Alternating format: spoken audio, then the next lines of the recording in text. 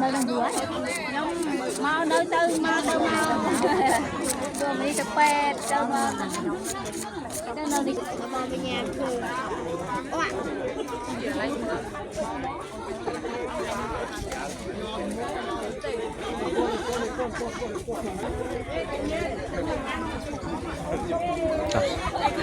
đặt sập xa thụ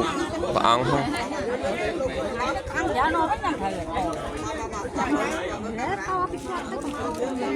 rồi nhâm mình nhâm nhôm chua làm ra bên bên chớ nè bọn đặt hai cái sơ nó khối đã bao khăn này không theo